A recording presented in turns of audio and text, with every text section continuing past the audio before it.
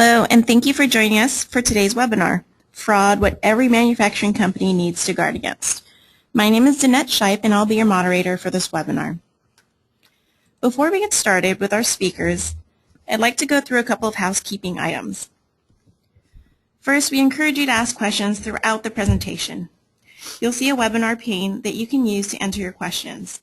Just click the red button to send the question to our presenters. They will answer the questions as time allows at the end of the presentation. Secondly, we want to make sure that you have excellent audio quality, so please select the appropriate setting. If you're using a telephone, please click on the Use Telephone Audio mode, or if you're listening through your computer, then please click on the Use Mic and Speakers option. Now let's review the requirements for those of you who are interested in CE for your participation in this webinar. First, you must use a personal computer, no PDAs, and log in with your own information and unique URL. You must be logged into our online software for at least 50 consecutive minutes within the scheduled time frame of the webinar. You must actively respond to at least 75% of the polling questions and complete the evaluation survey at the end of the webinar. Now let's meet our presenters. Our first presenter is Jeff Stegner. Jeff is a graduate of San Francisco State University with a degree in accounting. He obtained a CPA license in 1991 and joined Armanino in 1994. He has over 24 years of experience in public accounting, the last 15 of which have been focused on valuation and litigation services. He currently holds a valuation certification, is a certified fraud examiner, and has qualified as an expert in most courts in the San Francisco Bay Area. Jeff has been retained as an expert in over 600 litigation matters in his career. Next, we have Mike Bolton. Mike is a manager in Armanino's audit practice and joined the firm in 2006. Mike is a CPA and CFE who provides audit services in the technology and nonprofit industries for both public and privately held companies. Mike also performs fraud investigations for a wide variety of industries. Now let's review the learning objectives. During today's webinar, participants will discuss instances of fraud relevant to manufacturing companies, identify key risk areas for fraudulent activities, recognize the early warning signs of fraud, and apply best practices in your organization to fraud. I'll now turn it over to Jeff, who will give the presentation overview. Jeff? Thank you very much, Danette, and thank you all for joining us this morning. What we're going to be covering today is 4 different case studies in fraud. In the past, what we've done in this webinar is cover the statistics from the most recent Report to Nations put out by the Association of Certified Fraud Examiners. But this year is an odd year, and so we've decided to take some of the statistics that they had last year and build them in and talk more about some case studies that we have. What we've done is we pulled a couple cases that we've worked on here at Armanino, as well as a couple cases that are from the various fraud publications that Mike and I like to read about, so because they're kind of cool. The first case we're going to cover is it's HighTech Networks. The names have all been changed to protect the innocent here or the guilty. And this is a case that we worked on here at Armanino. It has to do with a trusted employee that had a signature stamp that kind of went nuts on the company. The next one is a distributor company, another one that we worked on here at Armanino, where a couple of guys got together for a small business, and one put up the money and one took the money, basically, under complete lack of controls in place. Another trusted employee or partner in this case, that ripped off somebody else. And we'll cover that one. The Telecom Vendor is one that we pulled from our fraud publications. This is outside the U.S. actually, but is a great example of what to watch out for in purchasing. And since we're covering manufacturing and distributing companies, we thought this was an interesting one. The last one we're going to cover is a manufacturing company where this took some guts. The fraudster in this case actually was a long-time employee, had the company pay for her accounting degree, and then use that to rip off the company. So all kinds of cool stuff to talk about today. I'm going to turn it over to Mike to cover the HighTech Networks. Before we go to Mike, actually, we'll go through our first polling question here. We just want to survey our audience and get a feel for who we're talking to. So our first question is, Has your company ever considered doing a fraud assessment? You see our options there. Please go ahead and make your selection. As a reminder, if you're interested in CE credit, you do have to respond to at least 75% of our polling questions to be eligible for CE.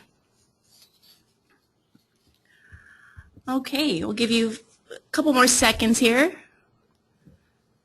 Close the polls in 5, 4, 3, 2, 1. All right, I'll now hand this back over to Mike. So as we can see here, the results are about 58% of you said yes, that you have considered a fraud assessment. That's good feedback to know, as you will probably learn from these 4 case studies we walked through. That answer might actually change to a higher percentage as you realize the risks involved of various frauds. And the one thing I want to talk about on the fraud assessment is many companies are audited, and we're going to have some statistics on that have a financial statement audit where fraud testing is done. But the fraud assessment service is one that we offer here at Armanino, where it's much more of a just focus on fraud. It's not preparing all the financial statements. So companies that don't get audits, this may be very valuable to them. If they just have a tax return prepared or have reviewed statements, we just go through and test a few areas to find out what the serious risks are and report back to the company on what the potential breaches of internal controls could be. And now we'll turn to Mike for HighTech Networks. Okay, good morning, everyone. This first case we will talk about, as we mentioned, is HighTech Networks Inc. As you'll see here, we'll first start out with some background on the case, then we'll touch on some of the outcomes as well as some conclusion takeaways that we can learn from. So to start things off, HighTech Networks was actually a manufacturer of internet infrastructure equipment. The CFO and the accounting manager, they had previously worked together at a former firm, and then both joined this company 3 years before this case began to unfold. The CFO had previously used a rubber stamp to sign his checks at the former company, but now was manually signing all checks at HighTech Networks. Unfortunately, unbeknownst to him, the accounting manager had retained that rubber stamp and kept it with her, brought it to this new company, HighTech, and began using it to commit fraud and pay for her personal expenses within that first month she was hired with the company. The accounting manager was not only responsible for printing checks, but she was also responsible for preparing bank reconciliations, and she received the bank statements directly in the mail from the bank. Now, the CFO and the CEO both performed quarterly budget to actual reviews of expenses as their primary control function and oversight of transactions. Although the CFO physically signed all checks at HighTech, the accounting manager was basically running a second check run every week, using that rubber stamp to sign the checks for her fraudulent disbursements. Now, to help conceal the fraud, the company had been utilizing an accounting software program which allowed her to modify vendor profiles within the system. What she could do there is make a sub-vendor name, which was allowed to be printed on the check as the payee, yet in the system and in all reports ran, it was a different vendor name shown as the disbursement. Now, as I mentioned, the accounting manager had started this in her first month with the company, so the executive's monthly budget to actual analysis never resulted in any unusual activity or anything outside of expectations. In addition, that was because she was coding all of these fraudulent disbursements to the company's largest vendor at the time. Now, as common for a lot of these companies, they were receiving an annual external financial statement audit, and during that audit, one of the staff auditors had made a random test selection of disbursements. This was done by narrowing down the population with what's called the Benford's Law theorem, which basically takes the full population and creates a subset of higher risk disbursements. From that subset, they made a selection of disbursements and asked the accounting manager to provide supporting documentation, invoices, POs, copies of canceled checks, and unfortunately the accounting manager was unable to provide any documentation for a group of those disbursements that were all to that one large vendor. Naturally, this triggered a very heightened fraud risk within the audit team. They began to dig a lot deeper, ask a lot more questions, and test some additional transactions. Now, due to the accounting manager's inability to provide that supporting documentation for that initial selection of disbursements, as I mentioned, the audit team expanded their testing, and what they did here was selected additional disbursements that same vendor and also included disbursements from various other months throughout the year. They obtained copies of canceled or cleared checks that were included on the back of the company's bank statements. They also asked the accounting manager again for copies of invoices or purchase orders related to these expanded test selections. And surprise, surprise, the accounting manager was unable to provide them yet again. This time she represented that they simply could not be found within the corporate records. Once they've detailed tested this additional transactions, and by looking at the copies of the canceled checks, they quickly noticed that the payee on the copies of the checks that cleared the bank was in fact different from the payee that was posted within the accounting system. They also began to realize that the signature on these checks in question was in fact a slightly larger font than all the other signatures on the checks that the company was cutting.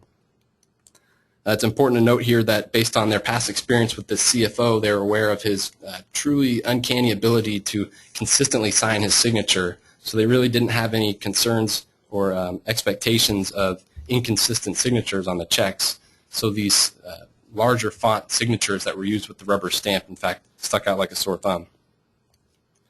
Now, based on their additional testing, what they ended up finding out was that the accounting manager was printing checks to all of her personal vendors. These included credit cards, groceries, department stores, utilities, and car payments, all to the tune of $15,000 a month. And as I mentioned, she was coding all of these fraudulent disbursements to this one large master vendor within the general ledger system. So as we can see here, the only way that really it was discovered that this was fraudulent transactions was by seeing the actual copy of the cleared check from the bank that showed a different payee than what was posted within the system. Now, the auditors brought this to the attention of the executive team, and the executive team quickly realized the holes in their internal controls within the company that allowed this to happen. Further, after that, the accounting manager was interviewed, and she confessed that she had performed this embezzlement for 3 months. Now, we know that it's quite common for fraudsters to commit to a lesser fraud than what was actually occurring, and that was actually true in this case because what was later found out was this was over a 3-year period, and she had embezzled over $600,000 in the form of paying these personal expenses. It's important to note here as well that this case of 3 years and $600,000 is actually one of the larger ones in terms of the duration and the dollar amounts involved. The Association of Certified Fraud Examiners, or the ACFE, which we'll mention throughout the presentation today, their statistics show that the average duration of a fraud is only 18 months, and the median loss on an occupational fraud such as this is $140,000.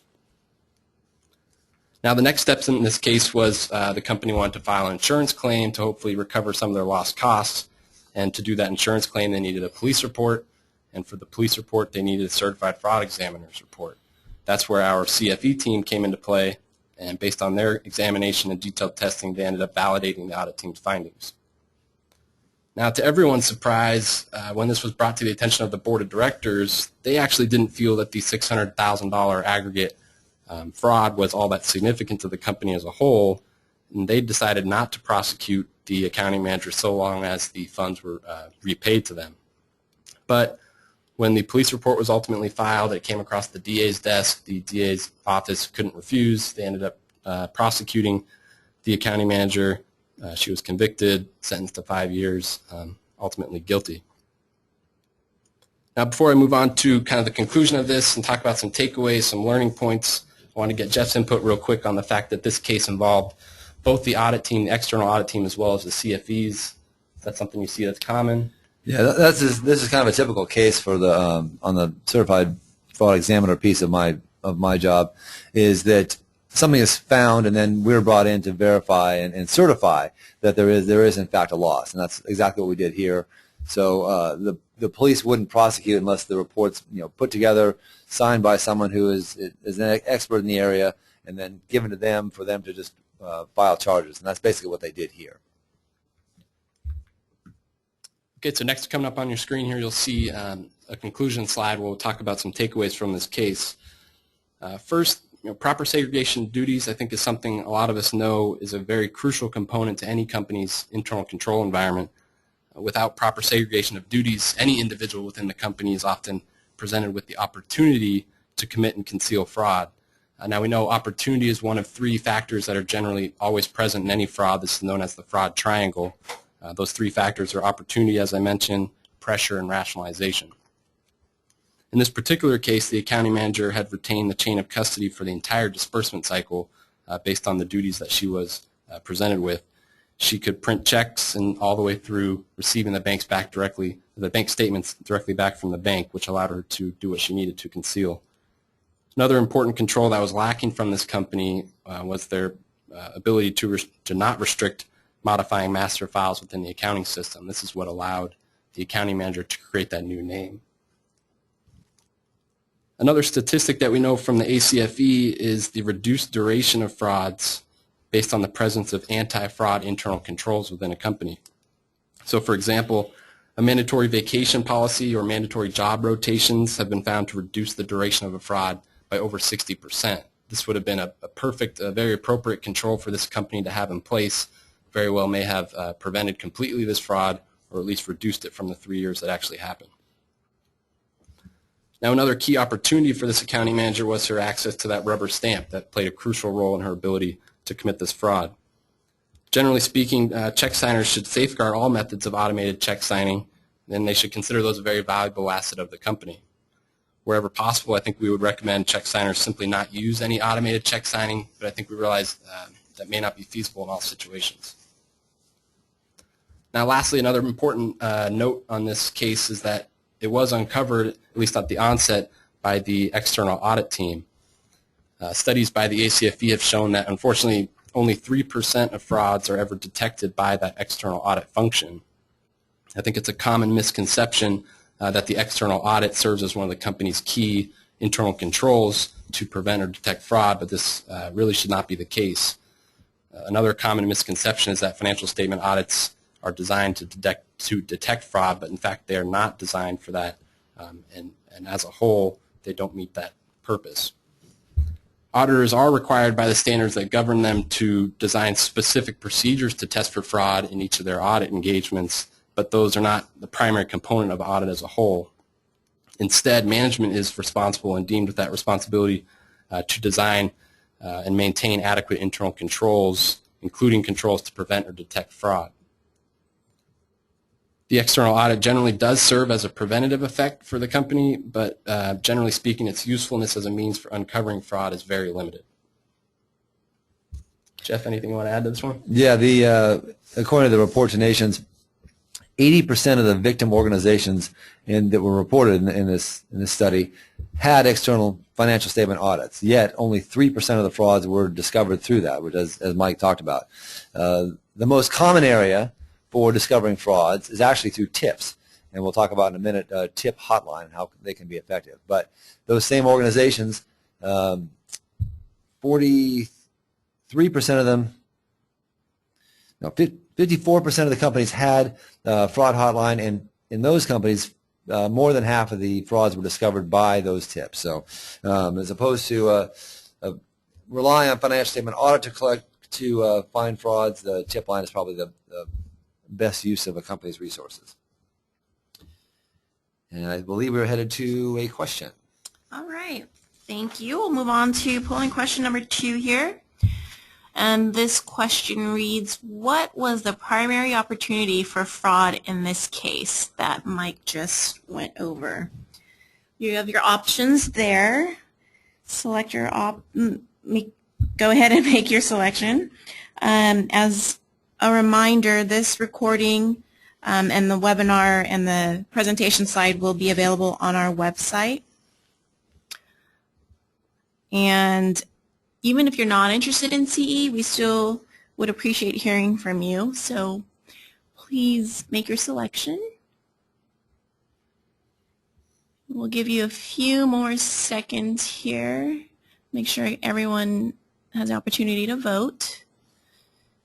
And we'll close the polls in 5, 4, 3, 2, 1. And I will hand this back over to our presenters to review the results. Okay, as you can see up here on the screen coming up, 100% of you did answer correctly with option C, the ability to use the rubber stamp signature to sign those checks. Good to know that you're all following along on our presentation. We promise we'll make the questions a little harder as we go forward, but we started off easy early in the morning here. That's it. We're just glad you're listening. That's the main thing. So, and that clearly was one of the biggest issues in that case. Our next case we're going to call a distributor company because we have really cool names we come up with for our big companies. And this has to do with, this actually was kind of a cool company because they sold racing and motorcycle accessories, basically. Motorcycle racing accessories is what they did. But it was primarily helmets. And it was a company, it was just a couple of guys that were in business in other areas together. And they had, one of them was we're going to call them Jim and Bob. Another exciting names here. Jim was ran his own business and invested in his business with Bob. Bob was going to run the operations, and we'll talk about how well Bob did that. Jim was the money. Bob was the operations guy. Bob had a good reputation. He was a motorcycle racing enthusiast. He loves to race bikes. He was always at the track. He was well known. He's actually fairly good at motorcycle racing, as I understand it.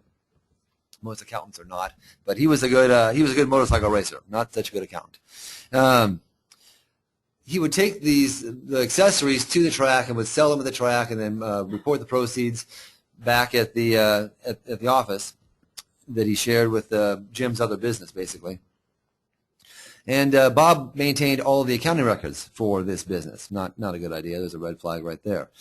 The company had very seasonal sales cycle, so we would have a lot of sales in the spring and summer months when the motorcycle racing was the heaviest, and then it did tail off during the rest of the year. There was three main channels that they would generate revenue. One was through track sales. That was most of it. They would also do telephone orders before the internet was really popular, and they had some online ordering that they also did. But primarily with the sales were generated, it was a couple $100,000 a year. It was a small business. It was just these two guys that primarily the sales were generated at the track. Jim was looking at the financials when he did ask for them from Bob. Bob would just present him a P&L and a balance sheet, I believe. And Jim noticed that there was a receivable balance on there, relatively high one for the amount of revenues that they generated. And Jim said, well, why are we issuing credit to anybody? That we should be collecting all cash at the track, bring it back, deposit it. And in truth, the only person who was getting credit was Bob, because he would collect the money at the track and then not actually report it anywhere. He would record the sale, but then say it was on credit, and then he just kept the funds. Upon discovering that, Jim decided that we should look into this to prove. And again, Jim knew there was a problem, but he wanted to figure out how big the problem was in case he either A, had to criminally prosecute Bob, or B, basically charge Bob with that the monies that he had advanced to himself in their partnership, and therefore reduce his capital account. So when we interviewed Jim and figured out how A, he hadn't been looking at any of the bank statements, B, he hadn't been reviewing the financial statements on a regular basis, and Bob had all control of everything, we figured there's going to be problems everywhere here, and in fact there were. On the revenue side, obviously, not all the revenue was reported, first of all. I think there was, as I recall, we looked at the purchase orders, and he was buying more helmets than he was reporting he was buying. Then he was selling the helmets and not reporting the proceeds. So we checked on the revenue side and figured there was cash that was missing, cash that he reported as being collected that he actually didn't collect, and we're listing as outstanding deposits in the bank records. Receivables that were listed as outstanding that he had never collected upon and was never going to collect on. Inventory that was missing, and payables that were understated. So basically the entire company's balance sheet was a mess and hadn't been, and it was all maintained by Bob and never checked by Jim, outside of asking Bob for the financials. So we went in there and we had to go reconstruct I was based on the purchases from the vendors. I think we confirmed the vendors and what they had been shipping, and then try to go back and figure out what the prices were, what should have been collected, what had been issued as receivables, and basically charged Bob with all of this. At the end of the day, I believe we found $23,000 of disbursements for we would call them unnecessary business purposes. He was running some of his personal expenses through the account when he did report the revenue that was collected. Accounts receivable were overstated by $20-something thousand. The total loss we charged charged Bob with was $50,000 that ended up coming out of his capital account. So surprise, surprise, there was a failure to segregate duties because Bob was in control of everything. Now with a small business, that's obviously an issue. When you have two guys, you have to trust somebody. But what Jim could have done at very minimal cost, certainly less than the money he lost here, was engage an accounting firm to simply reconcile bank accounts and prepare the general ledger, just so there's somebody else outside of the organization looking at the information. Much less of a chance of collusion, much more oversight, even at some minimal cost. And for a small company, that would have been probably the best way to do it. The Report to Nations reported that segregation of duties, failure to segregate duties, was one of the causes for about 36% of the frauds that were outstanding. Obviously, if Jim had paid more attention and looked at some bank accounts on a regular basis and not just the P&Ls he was provided, he would have discovered that the bank accounts weren't being reconciled and there was inappropriate things going through the accounts. One of the red flags they talk about, it's not listed on here, but is someone living beyond their means. And believe it or not, Bob had actually had problems with substance abuse and stealing money in the past when working with Jim, and yet Jim still trusted him, unfortunately. So needless to say, after this situation arose, Bob and Jim were no longer partners. And Bob did make some restitution, though, I believe. That over time, he had worked off some of the amount that he owed back. Internal control audits. This is an extremely small company, and internal control audits wouldn't have been something practical for these guys to implement. However, the reason I want to bring it up in the context of larger organizations is I have investigated frauds in several cases where, like in this case, an account was set up to handle one small area, but somebody was given too much control over it. Another fraud I investigated earlier this year was one where an account that was used maybe a couple times a month was being manipulated by one accounting employee who had access to this account and knew that people weren't conducting great oversight on it. So if there's another one I investigated years ago was a remote location where activity was being conducted for a petty cash fund. And that's where, again, the individual managing the account knew there wasn't much oversight and was stealing money from that. So even though this is a small company compared to some of the larger companies we deal with on a regular basis, the activities can occur in some not well managed account or division. We'll come to polling question 3. All right. So this polling question reads, which one of the following accounts almost always has an inherent fraud risk? Please go ahead and make your selection. As a reminder, you must respond to at least 75% of our polling questions to be eligible for CE. And even if you're not interested in CE, we'd love to hear from you. And if you have questions for our presenters, please enter them in the chat box, and as time permits, the presenters will answer those questions. Okay, we'll give you a few more seconds here. We'll close the polls in 5, 4, 3, 2, 1. Polling is now closed, and I will hand this back over to our presenters. Thank you very much, Jeanette. And the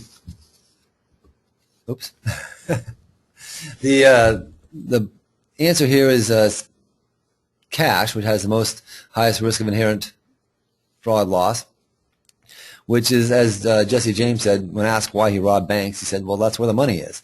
So obviously the diverting cash for your own benefit is what happened in Jim and Bob's case here. But most commonly, that's what we find when we're doing investigations, is someone tries to get cash as quickly as possible. The inventory and accounts receivable can be areas that there is risk, but getting cash paid out to an individual or check tampering is probably the most common fraud that we investigate and has the highest risk. I'm going to move on to our next case, which is a telecom vendor. This is a case that we pulled off of an article we saw in a fraud magazine, fraud publication, and this is actually an outside the U.S. case.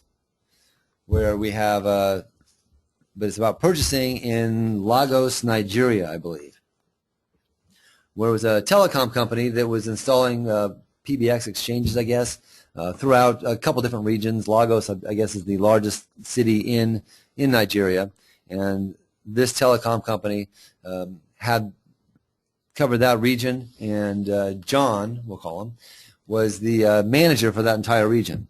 Well, John had been with the company, I think it was 5 or 6 years. We'll talk in a minute about the increased risk of fraud over tenure of employment. But he had been there 5 or 6 years. He had moved up quickly through the company. He was such a great employee that they promoted him to a vice president in charge of procurement. And as soon as the equipment they were using started to break down and need to be replaced, as all telecom equipment does after a few years, he was given the authority to award a $500 million contract to upgrade all of the equipment throughout not only the Lagos but also a couple surrounding areas. So he had obviously convinced the superiors of his trustworthiness in order to award this contract. He had put it out to bid for several vendors, and eventually all the vendors were getting booted off of the process because they couldn't meet his strict standards for being awarded the contract. He finally selected a company called Marjan Enterprises. His name's John. Find out later his wife's name is Mary. Interesting. And they won the contract, but one of the vendors that lost complained to the company, saying that Williams was awarding the contract to one of his, a related company of his. Initially, the claim was dismissed by the company because they thought it was politically motivated, and they were just unhappy that they had lost. But the company eventually turned it over to one of their internal auditors, and somebody who can award a $500 million contract. This is a huge company. So they did have an internal audit department, and the author of the article actually was the internal auditor. And I have to say, if I was an internal auditor in Nigeria, I would be a little concerned for someone that had possibly diverted $500 million or awarded improperly a $500 million contract. But the auditor followed some very clear steps. It was a very well-run internal audit. The first thing he did, let's roll the next slide here, was to try and find where this company existed, the one Marjan Enterprises, where their location was. And he saw the address at a P.O. box, and we went to the post office first. It was a P.O. box where the money went to. The post office said, well, that's not here. They gave him a different location, which turned out to be a church. There was a phone number on the invoices. He called the number, and apparently it was a residence. And he asked who this was, and they hung up on him. He went to find where the company's street address was that owned the post office box, and it was in a slum of Lagos, 50 kilometers from the church. So it was way out in the middle of nowhere. He spent probably half a day looking for it, couldn't find an address. Eventually concluded it was a fraudulent address. He went to the warehouse guys that were receiving the products and asked them about the products being shipped to them from Marjan Enterprises. They told him that John's wife's name was Mary, and the guy had combined his name and his wife's name and created his own company. The warehouse guys said the products were terrible. They didn't work. They were priced higher than any other similar products they had looked at, and quite often the shipments received by the warehouse were incomplete. And yet, the company still paid all of these invoices in full. As the investigator looked more, the internal auditor looked into it more, John, the telecom manager, was not only signing the checks to pay the vendor, but also asking to be processed quickly so he could take it and personally deliver the checks to the vendor. So this is quite brazen, I have to say. I would like to think people wouldn't get away with that here in the United States, but they did there. Eventually, the internal auditor went to the bank and asked to find out he found out where the checks were clearing, the account number, and the bank let him know that the account was held in the name of John and his wife. Now, in the United States, you need a warrant to be able to get that level of investigation, but he was able to do it because the internal auditor was able to do it, I guess, because it was in Nigeria. At the end of the day, they found out there was $650,000 that was skimmed from the company on a $500 million contract. That's not a tremendous amount of money, but for an individual or a husband and wife in Nigeria, that's quite a bit of money. Let's roll that slide. So what could have been done here? Obviously, there was some huge management oversight, and I believe I had a statistic from the report to Nations where the average loss at an employee level was somewhere around $50,000. The average loss at a manager level was somewhere around I think it was a couple $100,000. But the executive level, which is where John was, he was a top guy for this region. The average loss was about $700,000, right about in line with what John had taken here. So one task that could have been put in place is a yearly vendor audit, where if a company has obviously 1,000 vendors, it's a little difficult to go and verify each address and for each vendor. But at a minimum, they could have checked new vendors, and someone else besides John should have investigated where the payments were going to when they first got set up in the system. Quite typically, that's what companies have in place. Nobody gets authorized to become in the payment in the vendor system unless their address has been verified and the company does exist. But even if the vendor gets approved once, what could be done at the end of the year is look at the changes in vendor addresses to see, just to make sure that the addresses still exist. Certainly with Google Earth now, people can verify or could have found out that A, this is the post office box, or B, the owner of the post office box was not in a business area, obviously. Separation of duties. Certainly when the procurement manager is signing the checks personally, that's definitely a problem. One would like to think that doesn't happen, but certainly in this case that it was. And overriding of controls is one of the top areas of loss, according to the report to Nations.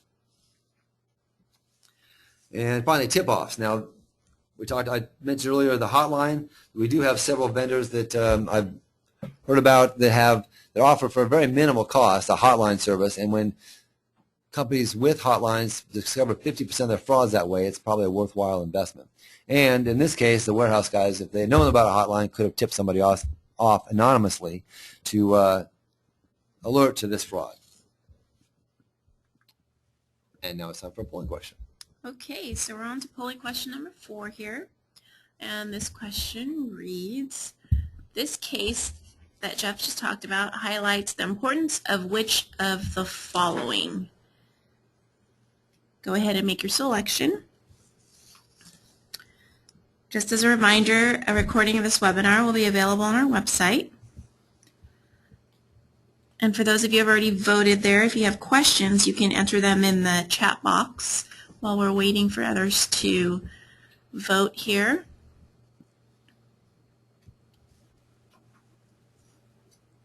And we'll close the polls in a few seconds.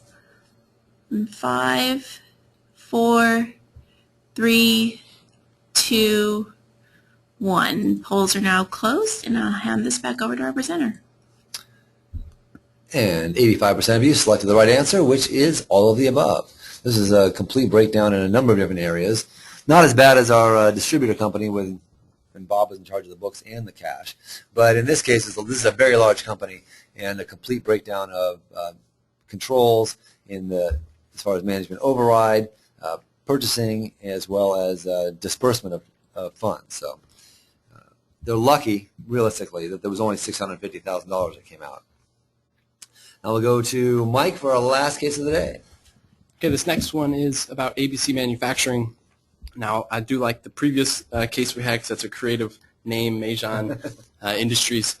This one is, although one of my favorites, I guess, because it is pretty creative. It seems pretty innocent from the beginning, but as you start to peel away the onion, things just get worse and worse.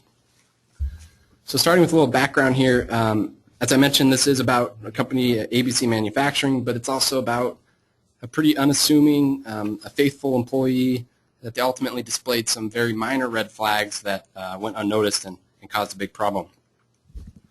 Now, before we get into some real details on this case, I kind of want to put some things in perspective maybe to help outline this. We know from the FBI's crime data that the average value of property stolen during a street strong arm robbery is a little over $1,200, which seems a lot for that instance, but in hindsight, when we look at that compared to the median loss from occupational fraud that we've mentioned before, that loss on average is $140,000, so quite a big difference. Now, stereotypically, that street criminal that did the strong arm robbery probably has a police record. Unfortunately, the corporate fraudster who embezzled from the company likely does not have any criminal record, and it's their first criminal activity. I think the statistic was 84% of all frauds investigated, the perpetrator had no criminal history. That's right. Further, the standard profile from all of the fraud statistics of that corporate fraudster is that they probably have a spouse, they have kids, they're college educated, and they're probably actually even a trusted employee and even possibly a top performer within the company. So it's pretty scary to know that that person you see every day within the office could be ripping off the company for hundreds of thousands of dollars, a lot more than that street robbery. But knowing some red flags that we can talk through here in a minute can go a long way to help prevent any fraud occurring within the company. So this case does involve a 16-year bookkeeper. She had been there for 16 years, very faithful and loyal to the company. She was 40 years old. She was married. She had 3 kids. Again, not the stereotypical criminal profile. In hindsight, though, coworkers and management of the company had realized that although she was a very intelligent, hardworking employee, she was also a complainer. She was irritable, defensive. She was disgruntled and very unwilling to share any of her duties. She didn't let anyone else within the company touch, quote-unquote, her books. And while she was on vacation, all of her duties were put completely on hold. A big red flag right there. They also found out she was living well beyond her means. Through kind of the grapevine, employees had found out she had bought a new car, put in a new swimming pool back at her home. This was all while she was the sole income source for her family, and unfortunately her husband was quite sick at the time. In addition, allegedly, she was also having family problems and was having an affair during this case. These are all very significant red flags that can be prevented if you're aware of them. The ACFE statistics have told us and show us over all the studies performed that living beyond means is the #1 red flag that are present in fraud cases examined. It's present in 36% of all frauds. Now, some additional background that's helpful to know on this case is that the perpetrator, the bookkeeper, was the primary person with any detailed accounting knowledge within the company. Her supervisor had minimal accounting knowledge and even then was not very well trained in oversight of her duties. Now going on to some of the outcome and what happened in this case, eventually there was a new management level employee that started with the company, and they began asking the bookkeeper some questions about the accounting system so that they could get up to speed on the company's operations. As you can imagine, she sidestepped all requests. She didn't answer questions either timely or not at all. So sensing something was wrong, management kind of decided to do their own little internal audit function, and they requested some basic documents directly from the bank. Those included the corporate credit card statements and copies of cleared or canceled checks. It didn't take them long at all to quickly find out that on the corporate credit card statements there were charges to a cable TV company, cash advances, and payments for mortgage payments that were obviously not part of the company's ongoing operations. They also saw petty cash checks were for thousands of dollars higher than what was recorded in the company's accounting system. So, for example, a check was found that was for $296 posted in the accounting system, but the copy of the actual check retained from the bank was for $3,296, so exactly $3,000 higher, quite a big difference. Ultimately, in this case, the perpetrator had been altering petty cash checks and using corporate credit cards to pay for personal expenses over this period of time. She also maintained sole duties of the cash reconciliation so she could conceal those altered checks as she needed to, and as I mentioned, there was not a whole lot of oversight of her duties. She also was physically altering corporate credit card statements to exclude those personal expenses of hers, so those weren't noticed until they obtained, again, original copies of those corporate credit card statements directly from the bank. Now a certified fraud examination team was brought into the equation, and they quickly discovered a huge, enormous lack of internal controls within the company, As I mentioned, there was lack of oversight of her direct duties, but on top of that, they found out blank checks were often signed ahead of time by management personnel just in case they were out of the office or unavailable and a disbursement was needed to be made. On top of that, no one within management really reviewed corporate credit card statements or bank reconciliations in detail. They were kind of just trusted to this, again, 16-year faithful bookkeeper who was intelligent and a hard worker. She had a lot of trust in her work. Now, following the investigation and eventually a confession interview from this bookkeeper, it was discovered that she had embezzled over $400,000 in the form of these corporate credit card transactions, and this was over a 6-year period. So to wrap up kind of the conclusion on this case, there's some big takeaways we can get from this. Ultimately, this case is a great lesson in a lack of segregation of duties, which I think is a common theme in all our cases today.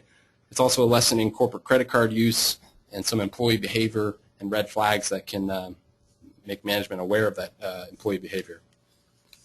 The fraud here could have been, very well may have been completely or at least partially prevented if they had a control in place such as mandatory vacations or rotating duties. As I mentioned, all of this bookkeeper's duties were put completely on hold when she was on vacation, and there was no mandatory rotating duties policy in place. Now, we do know that such a policy is not very common in practice at all. Studies show that it's only present in about 17% of cases that have been examined, so not very much at all.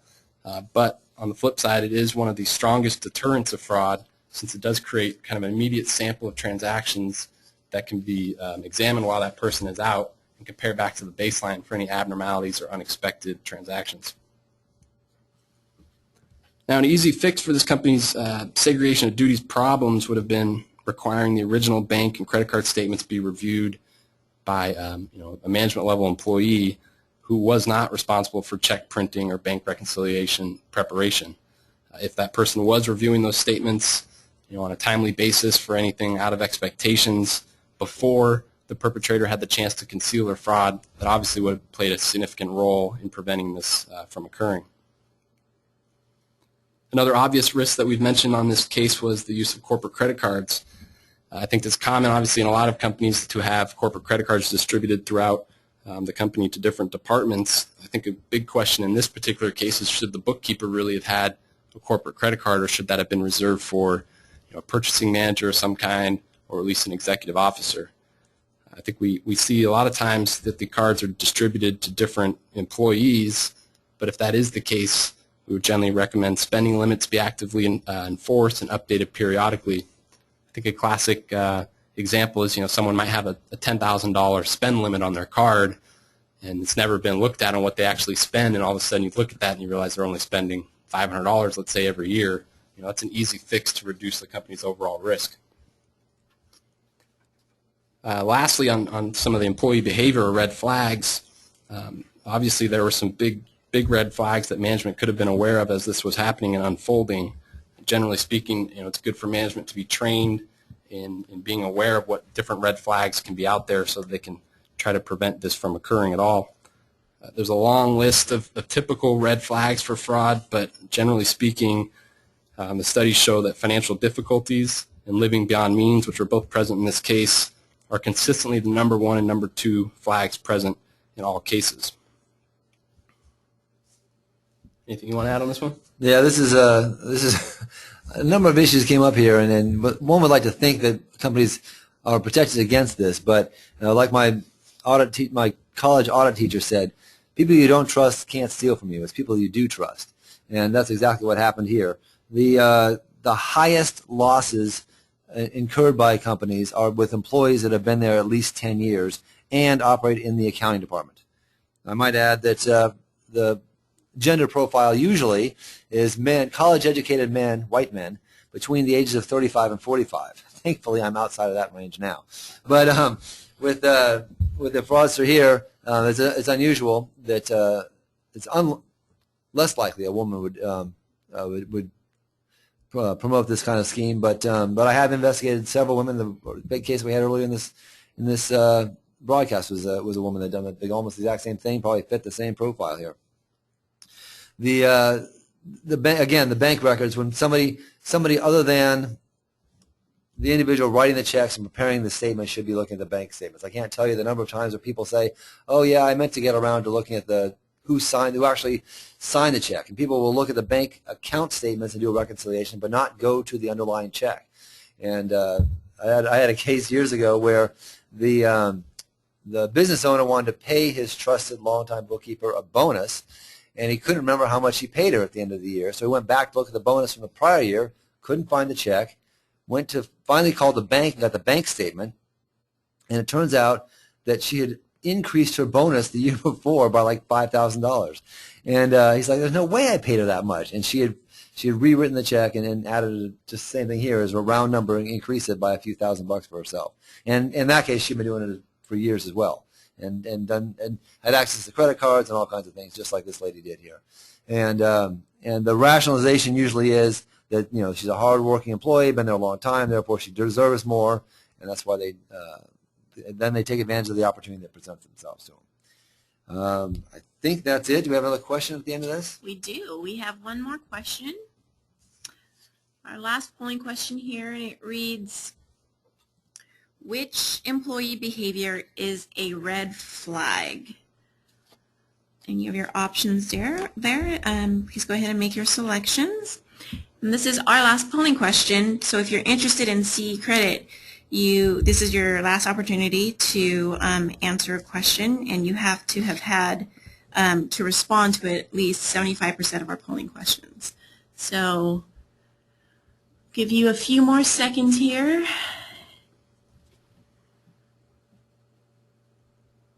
And we'll close the polls in 5, 4, 3, 2, 1. Polling is now closed, and I will hand this back over to Jeff.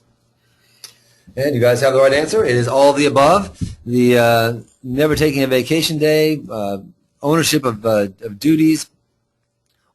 She had all the red flags that we would look for in a fraud, and it's amazing how often that does come into play. That someone gets more and more responsibilities the longer they're there and the more they prove that they can do their job. And ultimately that's what happened in this case. Now, I don't see that we have any questions up yet, so we'll give you a couple minutes to submit your questions. In the meantime, what we've talked about here, we'll summarize what we've gone over. But please send your questions in. I see a couple coming in now. Great.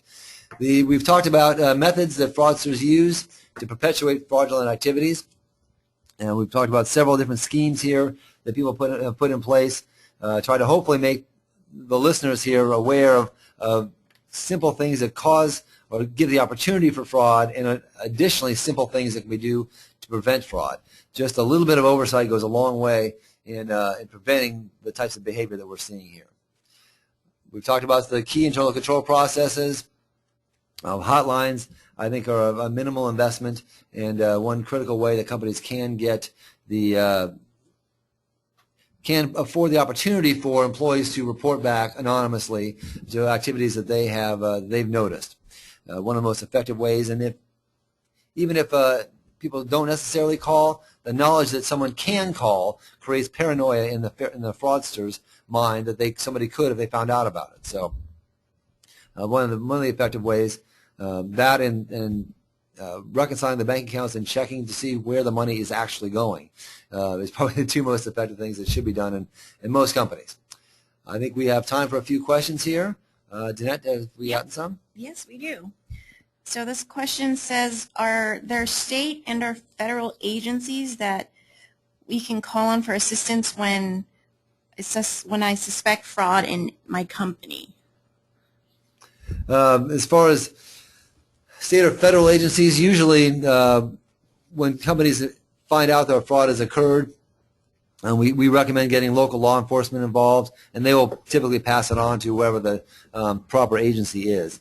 But I have seen in my experience, local law enforcement doesn't want to get involved until because this is a substantial amount of work to complete these frauds and get a criminal charge. So defer back to the company to do as much of the legwork as they can do.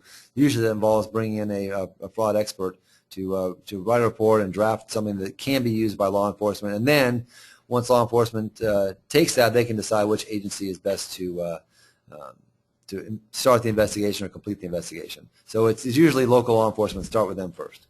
But I'll add real quick to that. I think it's important, hopefully before any fraud has occurred, for companies, this is generally almost always a recommendation we have on the audit side when I'm on our audit teams with clients, is having a fraud risk policy in place. So whether it's a whistleblower policy or a hotline, kind of the bigger picture is communicating to the company, here's what we feel as the most risky areas, and if you see anything weird, here's the communication process, who to contact, and of course then if it needs to go to a law enforcement agency, that can be done.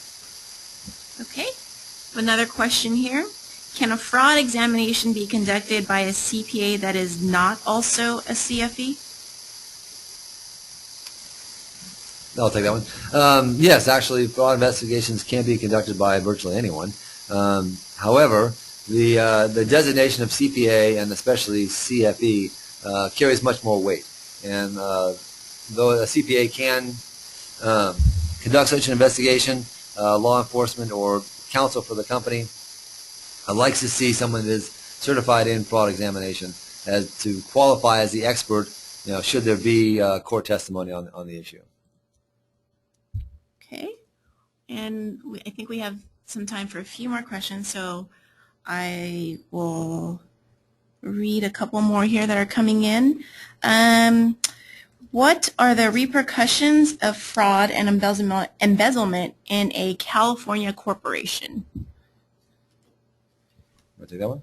Oh yeah, I can quickly speak to some general repercussions. Maybe if Jeff wants to elaborate on the technicalities of whether it's a California corporation or not. But generally speaking, as I think you've seen in our cases we talked about today, repercussions can be significant. Jail time, paying back funds that were misappropriated. As I think we also talked about in one of our cases, sometimes the company won't press charges or decide to prosecute. They might set up their own sort of recovery plan for those misappropriated funds, but ultimately if a police report was filed, anything could be prosecuted after that. Yeah, once the police are involved, they can decide whether to bring criminal charges or not. And California versus federal law depends on how the fraud is perpetrated. If there's telephone lines involved or internet involved, I believe that becomes a federal crime. One thing I didn't point out earlier that I meant to, in more than half of the frauds that are investigated, there is no recovery of funds. And those that there are recovered funds, the recovery is usually substantially less than the actual loss itself. Okay, its other question is, do all public accounting firms offer financial fraud examination services? I think that's an easy one. No, not all firms do that. I think that's partly what makes us a little bit unique. We do have that service offering, whether it be actual fraud investigation and certified fraud examiner reports, or on the preventative side where we're offering help in developing that fraud risk policy, that whistleblower policy, or determining a plan of action as a preventative method. Yeah, if we're just doing an assessment on the companies to let them know what their risk areas are. I think we have time for one more question. Yes, and this one is, what are some advantages of outsourced accounting solutions? The advantage of the outsourced accounting solution is to get somebody else involved besides the employees of the company. Even if for very small companies, just to have somebody else looking at the books besides the internal employees that are writing the checks and getting the benefits themselves is second example, I guess, for the motorcycle guys. If they had just had somebody look at the books, even on a quarterly basis, to look at who is being paid, where the bank accounts being reconciled, it's a low-cost way to provide oversight and reduce the opportunity for fraud. Okay, I think let's just do one more question here. How much fraud goes undetected? Well, we'd like to know the answer to that as well, but the estimate, the last report to Nations talked about 5% of gross receipts of all companies are lost to fraud. So Worldwide, right? It's worldwide, and I don't think it varies much by company either, by country. So if you think about that number, that's rather staggering. If somebody wanted 5% added to their bottom line, they would pay a lot of money for that. And if that's what's going out in frauds, fraud losses, that's a staggering number. So how much is detected? It is not 5% of gross revenues that is detected, I guarantee you. And so much of it goes undetected. Okay, great. If your question wasn't answered, the presenters will reach out to you personally after the webinar. So on your screen now is the contact information for our two presenters if you'd like to get in touch with either of them. As a reminder, your CE certificate will be emailed within 3 business days. You'll also receive an email with a link to this webinar recording and slides. So thank you everyone for your participation today. We look forward to your participation in future webinars. Have a great day. And thank you for all your help today, ladies.